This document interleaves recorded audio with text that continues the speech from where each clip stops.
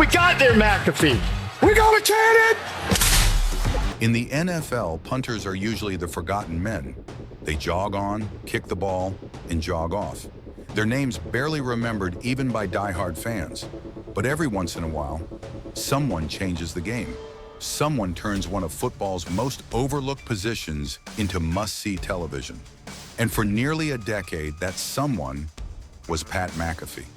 He could boom a 60-yard punt like it was nothing, drill a returner to the turf like a linebacker, and then celebrate as if he just scored the game-winning touchdown. But here's the thing. Pat didn't just leave his mark on the football field. At the height of his career, still one of the best in the league, he walked away and built an entirely new empire in sports media. So just how good was Pat McAfee actually? Well, let's start from the beginning. From the very beginning, Pat McAfee wasn't your average kid tossing a football around in the backyard. He was a natural-born competitor in anything involving a ball. Growing up in Plum, Pennsylvania, Pat didn't limit himself to just one sport. He played varsity soccer, volleyball, and of course, football, and he didn't just dabble, he excelled. Coaches and scouts could see early on that this wasn't just a kid with athletic talent. This was someone who understood competition, pressure, and performance. By the time he was a sophomore, he had already made a name for himself nationally, winning the punt, pass, and kick championship.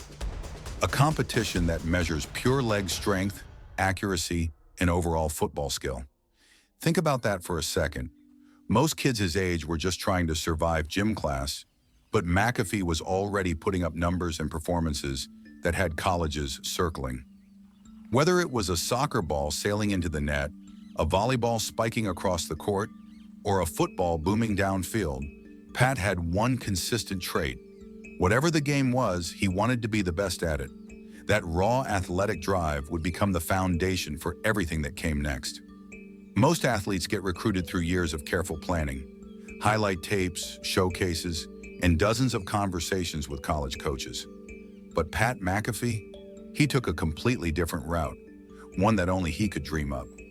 During his senior year of high school, Pat wanted to prove he had the biggest leg in the country, and there was only one way to do it: compete in a national kicking event in Florida. There was just one problem. He had no money to get there. So what did he do? He borrowed $100 from a friend, took it to an underground poker game, and turned it into $1,400 in one night. That's not just confidence. That's the kind of fearless gamble that perfectly defines Pat McAfee. With that cash, he bought a one-way ticket to Florida. No parents, no return flight, no backup plan. At the competition, he stepped up and started drilling field goals one after the other, climbing all the way to a jaw-dropping 70-yard attempt that had the distance but missed just right. Even so, it was enough to catch the eye of West Virginia's recruiting coordinator, Tony Gibson, who didn't just take notice. He walked right over, looked Pat in the eye, and offered him a scholarship on the spot. That moment changed Pat's life forever. When Pat arrived at West Virginia, he didn't just show up with a scholarship. He showed up with swagger. As a freshman, he handled 70 kickoffs and drilled 20 touchbacks, instantly proving his leg strength translated to the college game. But the real defining moment came in a freezing night game against Louisville. The Mountaineers were locked in a triple overtime battle when Pat pulled off a perfect onside kick, setting up a touchdown that helped seal an emotional win. From there, he kept stacking big moments, winning the Gator Bowl, climbing the scoring charts, and eventually passing the legendary Steve Slatton to become West Virginia's all-time leader in points. But it wasn't all smooth sailing. In his junior year, Pat missed a critical extra point that ended his streak of 106 straight, and later missed 2 short field goals in a crushing upset loss to Pitt that cost the team a national championship shot. Yet in true McAfee fashion, he didn't shy away from the spotlight. He came back his senior year with renewed confidence, knocking in a career-long 52-yard field goal and cementing his legacy as a fearless, high-energy competitor. When NFL Draft Day rolled around in 2009, not many expected Pat McAfee's name to be called. Punters often go undrafted, fighting for a roster spot through tryouts. But the Indianapolis Colts saw something special in him. Not just his leg, but his personality and presence. They used a seventh-round pick to bring him in and immediately handed him a massive workload: punting, kickoffs, and holding duties. For most rookies, that's overwhelming. For McAfee, it was an opportunity to prove himself right away. The Colts weren't just any team. They were led by Peyton Manning, loaded with veteran talent and built to win now. Pat stepped in, delivered week after week, and by the end of his rookie year, he was playing in Super Bowl 44, handling every special teams role without flinching. That season earned him a spot on the NFL All-Rookie team and set the tone for the rest of his career. Reliable, clutch, and always ready to make the big play. Over the next several seasons, McAfee elevated his game into the elite tier of NFL punters. In 2011, he averaged 46.6 yards per punt, a distance that flipped field position and drove returners crazy.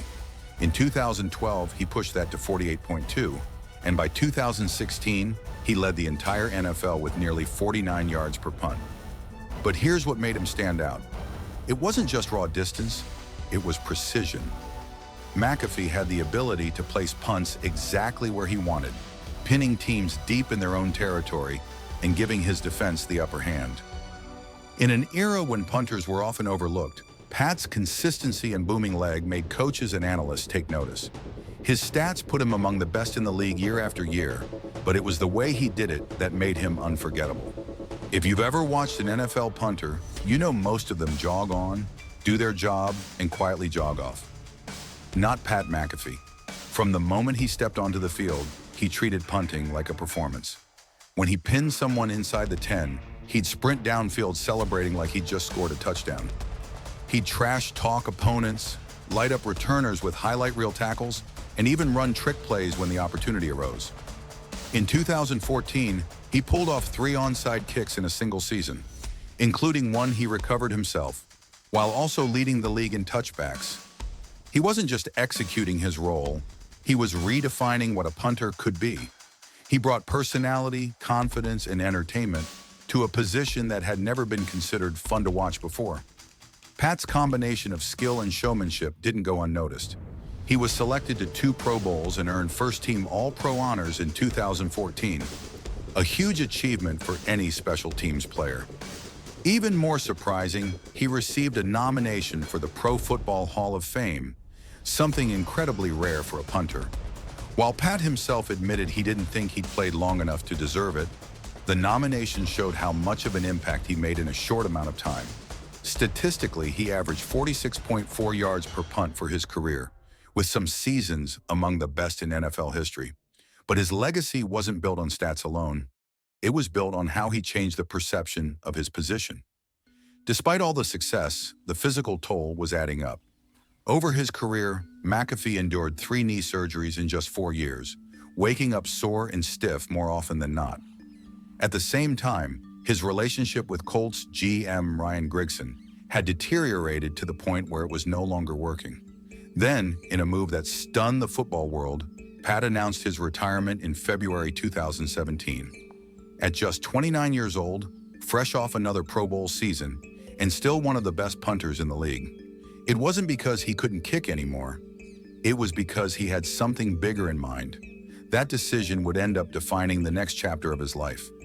After leaving the NFL, Pat didn't take the quiet route into retirement. He jumped straight into sports media, joining Barstool Sports, launching podcasts, writing blogs, and bringing his unfiltered, hilarious personality to a whole new audience. But it didn't take long before he outgrew Barstool. In 2019, he launched the Pat McAfee Show on YouTube, a daily sports talk show blending humor, insight, and the kind of authenticity you rarely get from ex-athletes. It wasn't the polished, scripted delivery you see on TV. It was like talking to your funniest, most knowledgeable friend at the bar.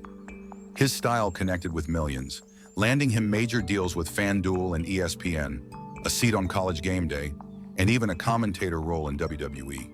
Pat McAfee had gone from NFL punter to one of the most influential voices in sports media. Pat McAfee's journey proves that greatness isn't just about stats on a sheet, it's about impact. He didn't just punt footballs, he punted expectations straight into the stands.